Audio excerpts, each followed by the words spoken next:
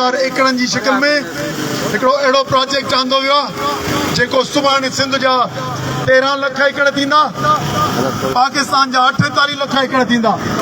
उहे तरक़ीअ जे नाले में गैर मुल्की फंड विझी, ॿाहिरनि मुल्कनि खां फंड विझी, इन अरब मुल्कनि खां, ऐं हिकिड़ो टिके टर्म ते ज़मीनुनि जी लीज़ थियणी आहे। असांखे तव्हांखे यादि हूंदो 2008 में जॾहिं पीपुल्स पार्टी जी गवर्नमेंट आई हुई त सिंध जी मादनी वसीलनि जी जो सौदो थियो उहो तव्हांखे कादरपुर गैस खां वठी ख़ासकली गैस फील्ड ताईं इहे सभु सौदा थी इन्हनि ई अरब मुल्कनि जे खे ग़ैर मुल्किन इहो विकिरो करे ऐं लीज़ ते ॾियण जो इहो ई ॿुधायो वियो त मुल्क में तरक़ी ईंदी। गैस जा मालिक त भले ॿिया थियनि पर सिंध खे फ़ाइदो पवंदो, पंजाब खे फ़ाइदो पवंदो, मुल्क खे फ़ाइदो पवंदो। पर वक़्तु ॿुधायो उहो ग़लति हो ऐं अवाम रद्द कयो। अॼु बि जंहिं क़िस्म जो प्रोजेक्ट जेको नालो सुहिणो नालो ॾेई यकीनी तौर ते केरु चवंदो त साई सिंध ते त असीं मुखालफ़त त कोन कंदासीं, साओ पाकिस्तान ते असीं चवंदासीं उहा किन ते, पर कहिड़े कंहिंजे लाइ कुझु कारो नाणू रखंदड़ कंपनियूं, प्राइवेट कंपनियूं गैर मुल्की कंपनियुनि खे इन्वेस्टर खे आणे लॉन्ग टर्म ते पाकिस्तान जे मुख़्तलिफ़ सूबनि मां ज़मीन खणनि था ऐं उनजी इब्तिदा सिंध खां थी थिए। ऐं उन में इहा जेका केयर टेकर गवर्नमेंट आहे उहा साॻियो पुराणो PDM जी गवर्नमेंट जो तसलसल तौर ते उनखे कंटिन्यू कयो आहे। असीं था चऊं को बि इन्वेस्टर अचे अची हिते कारोबार करे, पर इनखे इहो न ॿुधायो त पब्लिक इंट्रस्ट मां छा इहा ज़राअत हिकिड़ी कमोडिटी थी इस्तेमालु थींदी, उहा जिते वणंदुनि विकिणंदा ऐं उहे चंद कंपनियूं ऐं ग़ैर मुल्की उन मां कमाईंदा। पाणी किथां ईंदो इन सवाल जो जवाबु वाज़े न आहे। जेके माण्हू हितां डिस्प्लेस थींदा उन्हनि जो जवाबु हिननि वटि न आहे।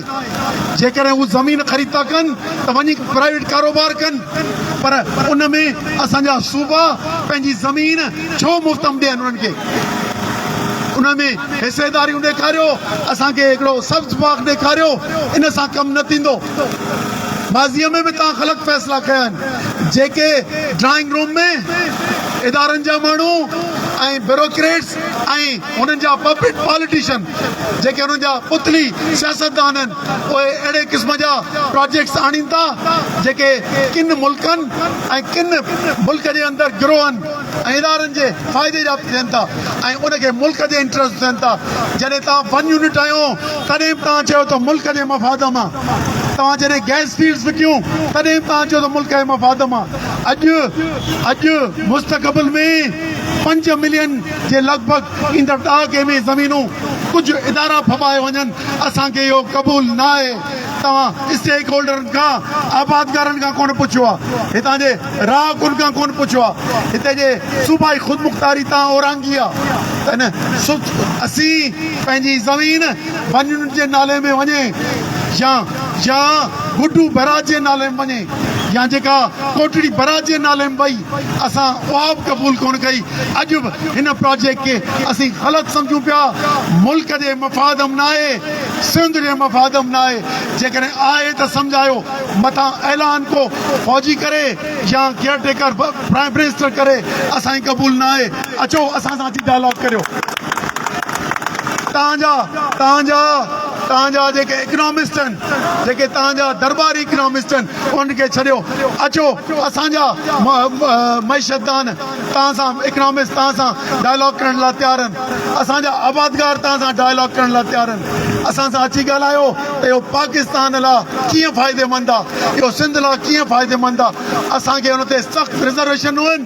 असीं पाकिस्तान जे हुक्मरान खे चऊं था, हम ये कहते हैं आपको, पाकिस्तान के हुक्मरानों को और वो जो इदारे जो इसका बेनिफिट उठाना चाह रहे हैं मुस्तकबिल में, हम उनको कहते हैं कि ऐसे मंसूबे न लाएं, ऐसे ख्याल जो कुछ लोगों के फायदे के हो।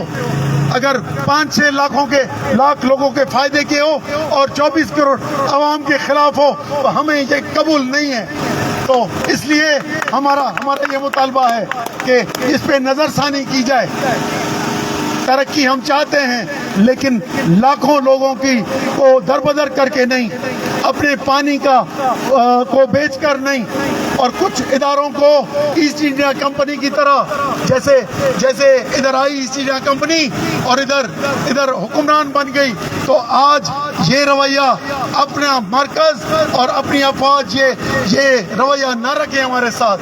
ہمارے لوگوں کو, اپنے لوگوں کو اپنی زمینوں کی جو مالکی ہے وہ خود مختاری کو نہ اس کے خود مختاری کو رد نہ کیا جائے, پانی ہم سے نہ کھینچا جائے, اور فارن انویسٹمنٹ ایگریکلچر ڈیولپمنٹ کے لیے لی جائے, نہ کہ کچھ اداروں کی ترقی کے لیے لی جائے.